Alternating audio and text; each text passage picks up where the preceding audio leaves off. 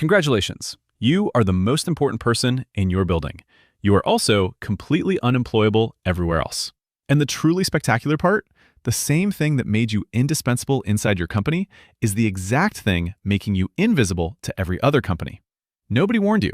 Nobody was going to. Here is how it started. You got hired. You learned the job. You got good at it. Then you got better at it. Then one day you became the person everyone comes to. And that felt so good that you stopped noticing what it was costing you. Because here's what actually happened. Every hour you spent mastering this company's specific systems, this company's specific processes, this company's specific way of doing things that no other company on earth does. That was an hour you were not spending on skills that travel, skills that work anywhere, skills that the job market actually cares about. You did not notice because it did not feel like a loss. It felt like expertise. And it was expertise. Inside this building, it is absolutely, genuinely expertise. The moment you walk out the door, most of it evaporates.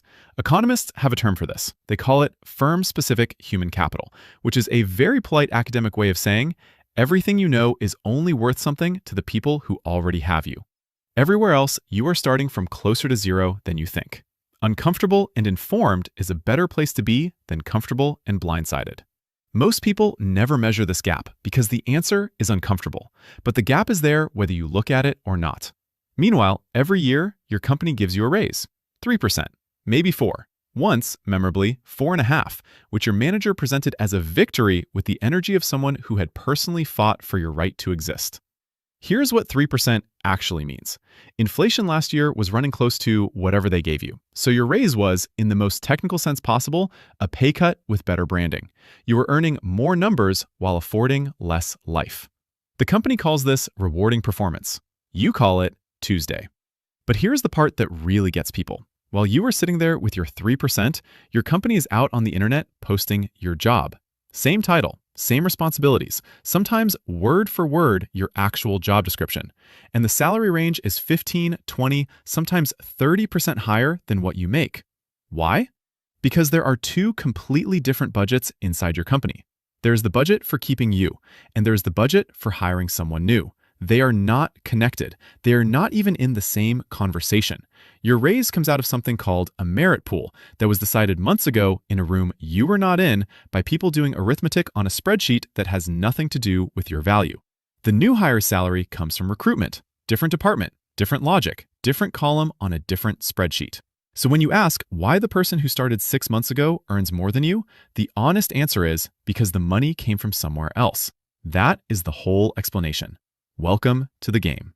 And because your salary has been growing inside this one building without you noticing the catch, you are now anchored to a number that reflects years of firm-specific expertise. The new company did not benefit from any of that expertise. They are not interested in paying for it. So when you take your senior title and your internal salary to the open market, you discover something uncomfortable. The market does not care how indispensable you were to your last employer. It only cares what you can do for them. And if the answer involves a system that only 3 people in the world understand, the market moves on. There's a concept researchers call T-shaped skills. Broad enough across disciplines to be adaptable, deep enough in one area to be genuinely valuable. Think of it as a T, wide at the top, strong going down. Deep specialization inside one company gives you a different shape. Not a T, more like a very narrow, very deep I. Extraordinarily useful in one specific hole. Put it anywhere else and it does not fit. The company that built the hole loves you. Every other company looks at your shape and moves on to the next CV. And here is what makes it worse. You probably do not know it is happening. Because inside the building, everything is fine. You are valued. You are relied upon. Your manager sends you nice emails. You have a title that sounds impressive until someone outside the industry asks you what it means, and you spend 4 minutes explaining a system they have never heard of and will never encounter. That is the tell. That is the moment the gap announces itself. LinkedIn's 2025 workforce report found that job postings emphasizing skills over degree requirements increased by 30% in a single year. Companies are not hiring for titles anymore. They are not hiring for years of service. They are hiring for specific, demonstrable, portable abilities. And the software screening your resume before a human ever sees it is running your skills against a checklist. If your skills are not on the list, the software does not care that you once saved an entire quarter by knowing which button to press in a system that no longer exists anywhere outside your current building. And then there's AI, which has a particular appetite for exactly the kind of work that made specialists feel safe. The proprietary system only 3 people understood? The routine parts of it can be automated. The manual process that took years of institutional knowledge to run, it can be handed off. The World Economic Forum estimated that 39% of core job market skills will transform by 2030. Not disappear, transform, which means the specific version of what you do right now, the version that only works inside your current company, is not just losing market value, it is losing relevance. The people who get hit hardest by this are never the ones who coasted. They are the ones who worked the hardest, who went the deepest, who became genuinely, sincerely expert. They just did it entirely inside one building, while the world outside rearranged itself without them.